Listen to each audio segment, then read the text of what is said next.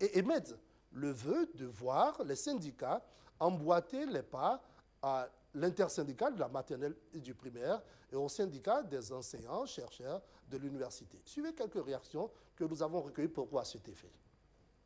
Je crois que c'est une décision qui est sous-tendue par ce qu'on pourrait appeler la complicité positive entre les enseignants et les apprenants. De telle sorte que lorsqu'il y a un mouvement de grève, comme c'est le cas, qui perdure et qui a une amplification de la détresse des apprenants, ben, les enseignants peuvent se décider à prêter une attention particulière à cette détresse, aux angoisses exprimées par les apprenants. La deuxième valeur fondamentale que je retrouve sous cette décision, c'est bien sûr le principe de la liberté syndicale vue sous son angle collectif.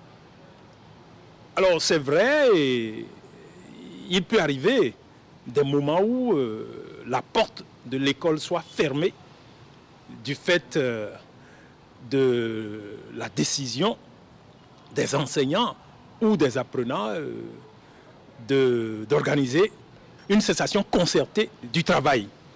C'est aussi vrai que la porte de l'école peut être par accident fermée du fait de grève.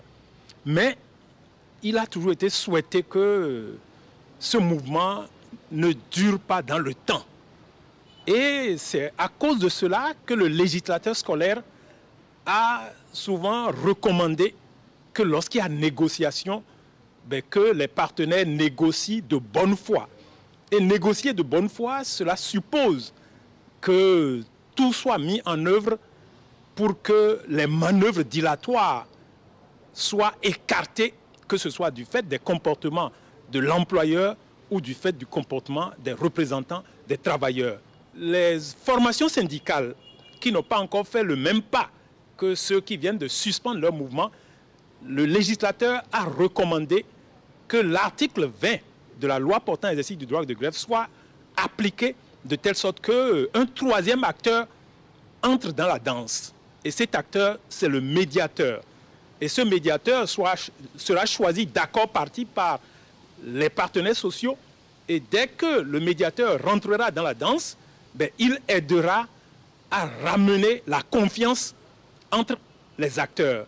Il aidera à ramener la sérénité entre les acteurs pour que très rapidement, ils aillent à la signature d'un protocole d'accord qui contiendra les engagements qui s'imposeront aux deux parties pour une paix durable dans l'espace scolaire et universitaire.